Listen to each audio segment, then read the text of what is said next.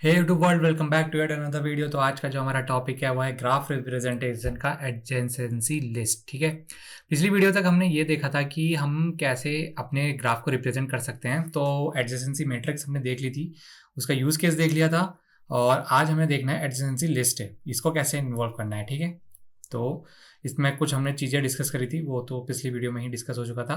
आज के टॉपिक में हम एडजेंसी लिस्ट करने वाले हैं। तो इसमें क्या होता है, सेम वही ग्राफ लिया हुआ है ABCDE। ठीक है, अब इसमें क्या होता है ना, एडजेंसी लिस्ट जब आती है तो लिस्ट बेसिकली आ रही है, तो हम इसको यूज करते हैं इसमें हैश मैप। क्या यूज करते हैं? Hash map representation.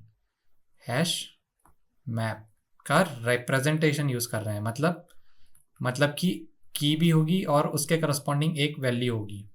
ठीक है, तो अब आ जाओ, ये दिखता कैसे है पहले इसको डिस्कस कर लेते हैं। ठीक है, तो मैंने सबसे पहले अपना हैश मैप बना लेता हूँ। ये रहा मेरा पूरा हैश मैप। ठीक है, इसके अंदर क्या क्या आ रहा है और कैसे कैसे आ रहा है, अब वो डिस्कस करते हैं। ठीक है, तो सबसे पहले की ले लेता हूँ मैं अपनी ए।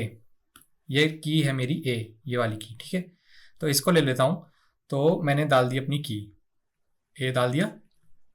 उसके आगे क्या डालूंगा? उसके आगे मैं एक एरे बनाऊंगा, और उससे क्या क्या कनेक्ट है, ए से क्या क्या कनेक्ट है। एक तो यहाँ पे ई कनेक्ट है, एक यहाँ पे बी कनेक्ट है। ठीक है, तो ई और बी कनेक्ट है, तो ई और बी दोनों यहाँ पे आ जाएंगे। पहले आएगा बी, फिर आएगा ई। ठीक है, ये तो इसी तरीके से सारे के सारे हमें देखने पड़ेंगे। कितने हैं? ABCDE, तो हर एक का नंबर आएगा एक एक नोड बनने के लिए। तो ए आया, फिर बी आया, फिर बी किस किस से कनेक्ट है? ये कनेक्ट है ए और सी से, कनेक्ट है ना, ये कनेक्ट है ए और सी से, तो इस तरीके से ये ऐड हो जाएगा। फिर आएगा सी, सी किस किस से कनेक्ट है? ये कनेक्ट है बी और डी से, तो पहले आएगा बी, फिर आएगा डी। ठीक है, ये ऐसे स्टोर हो जाएगा। फिर सी हो गया, फिर डी आएगा, फिर डी किस किस से कनेक्ट है?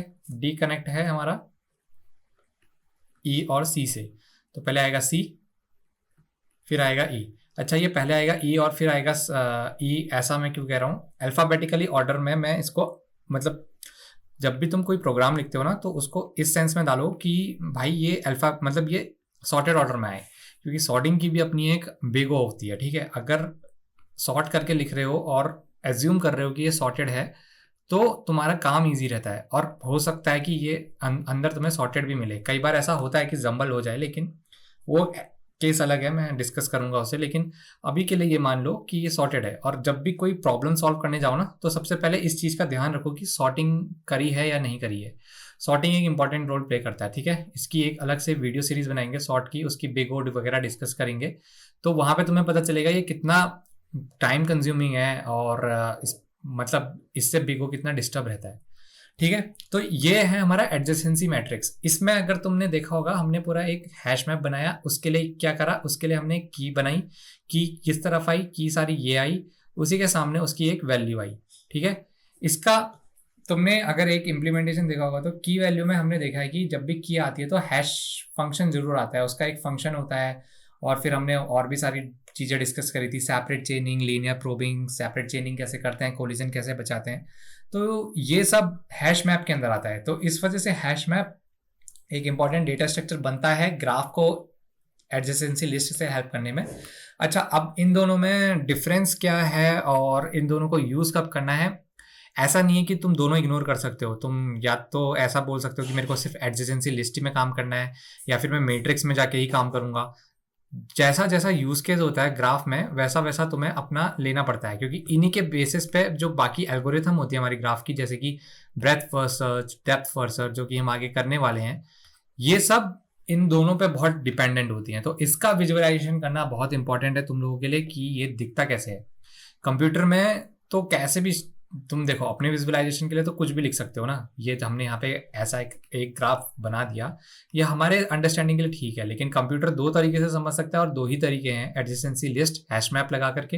हैश मैप इम्प्लीमेंटेशन है, तुम्हारे सामने दिख रहा है। दूसरा है जो हमने मैट्रिक्स बना के करा था। अभी मैट्रिक्स का इशू क्या है? मैट्रिक्स का इशू साफ है कि जितने नोड है उतने उसके सामने सामने उसके दूसरे नोड भी बन रहे हैं। अगर 3 है ABC, तो ABC।